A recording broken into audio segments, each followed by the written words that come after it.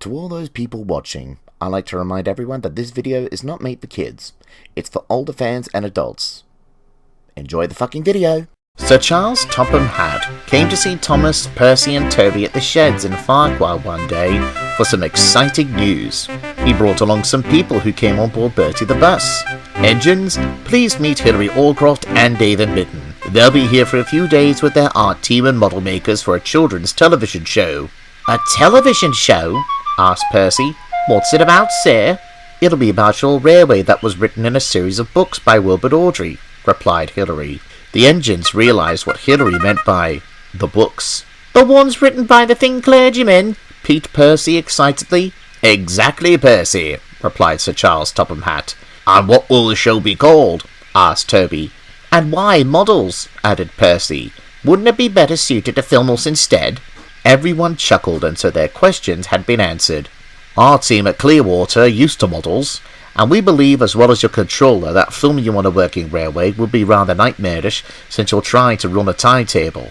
And the show would be called Thomas the Tank Engine and Friends, added Hilary, since he's the popular one.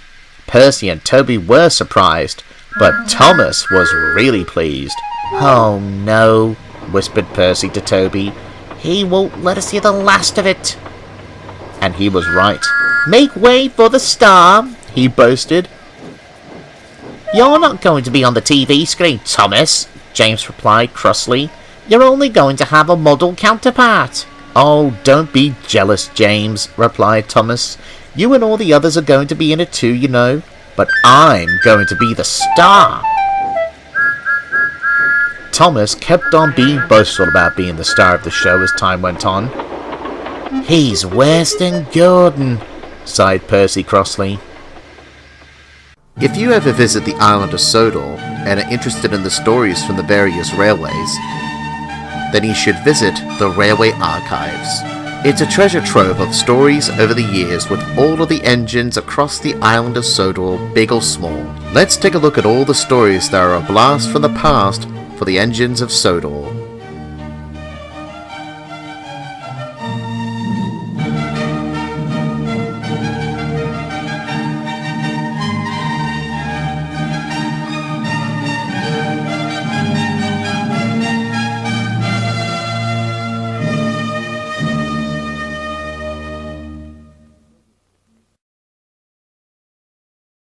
A whole year had passed, and production of the new television show had started. You'd think with it being a whole year that Thomas might have cooled down with his boastfulness, but you'd be wrong. When Sir Charles had told the engines about the start of the production, Thomas got more boastful than ever. Just think, he would often say to whoever was around, in a year's time, I will not just be another tank engine in the region, I will be the most famous tank engine of all tank engines in the world. All the others would want to be like me. You've already been famous for nearly 40 years, Thomas, huffed Gordon crossly.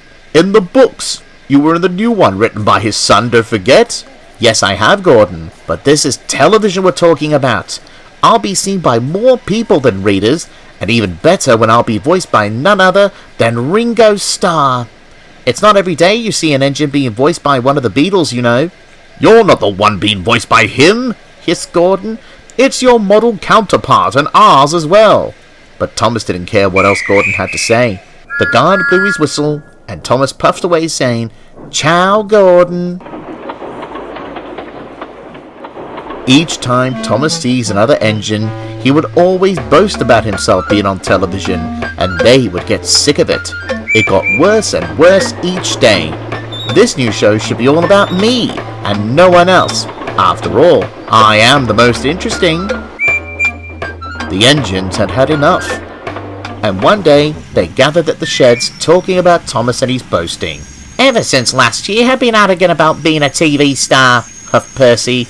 It's high time that tank engine learned a lesson, added James crossly.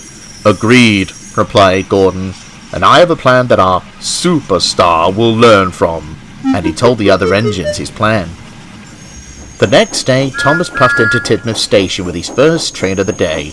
He was still acting up about him being the star. Hello, Gordon, said Thomas grandly. Here to welcome the brand new star.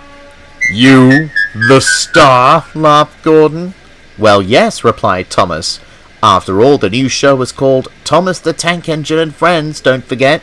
I heard from the Fat Controller that the production team had changed plans. You're no longer the star.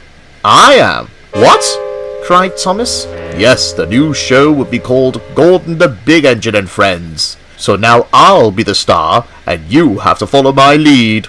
And Gordon was pleased that Thomas had fallen for his trick. But that's not fair.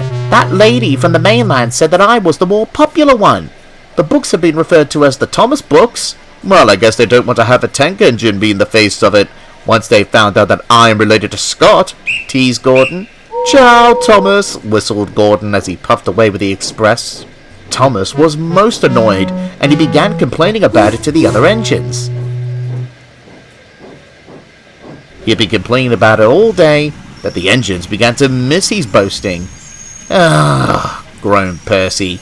You said that your trick will get back at him for his boasting, he said to Gordon crossly. All in good time, Percy. He'll get tired of it soon. But Thomas still complained even to Toby and Percy inside the shed later that evening. Percy finally had enough of it. Thomas, will you shut up for even a second, please? He snapped. I have every right to be upset, Percy, retorted Thomas. Yes, you are, but constantly moaning about it isn't going to make it any better for you, me, or the other engines. Big whoop that they replaced you with Gordon instead. Maybe you should learn not to be so arrogant about being a star in the first place.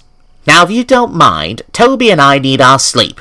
Good night, he said, and the two engines closed their eyes, while Thomas was thinking about what Percy had said. The next morning, Thomas pulled into Tidmouth with his passengers for Gordon's Express. He was still feeling unhappy with what Percy had said. Good morning, little Thomas, said Gordon. Ready to see the star on his first run for today? Percy and I had a fight last night, Gordon, about you being the star of the new television show and not me. And then he told Gordon what Percy had said. So I'll try not to get too arrogant again, finished Thomas. Gordon smiled, and so throughout the day and beyond, Thomas was back to his old self again. Percy and Gordon were pleased. Your words may not have been part of my plan, but I'm glad it did help. Thank you, Percy, replied Gordon. Don't worry. So, when are you going to tell him that it was a trick? Percy asked. Maybe whenever that television show hits the airwaves. I heard the Fat Controller will be having a launch party here at the station sometime next year with the TV people and the Thin Clergyman's family, so I heard, Gordon answered. Would Ringo be here as well? Percy peeped. I'm not sure, but we'll see. A year had rolled by, and production of the new television show was completed. All the engines were there too, getting ready to see the final product with Hilary, David, and the Thin Clergyman's family. Sadly, Ringo didn't come despite the invite, but he had wished all the engines well. Thomas was there too. Everyone was quiet as soon as the opening title appeared on the screen.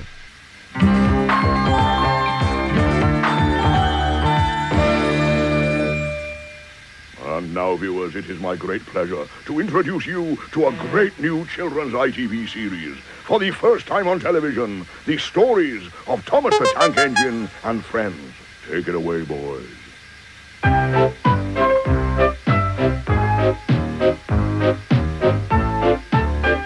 To Thomas's surprise, they used his name instead of Gordon's. They named it after me again, he cried. Shh, hissed the other engines.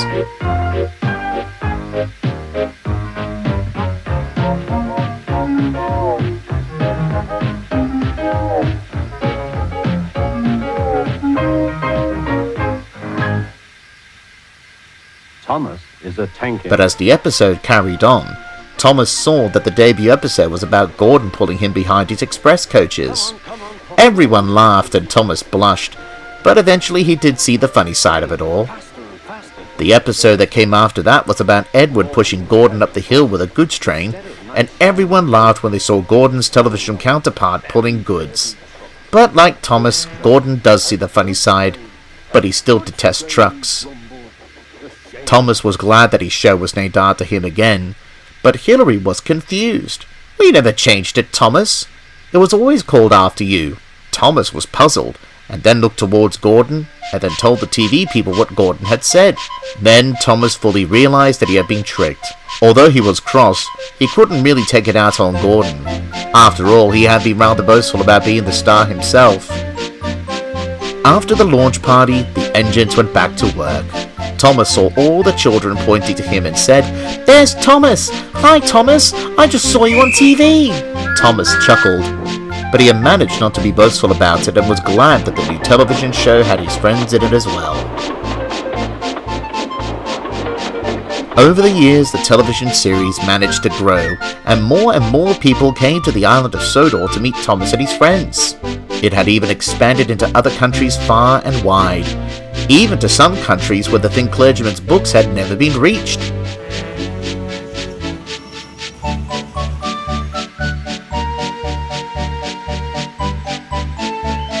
And 40 years since the television series had started, more people came to the island to see Thomas, despite the many changes to it all.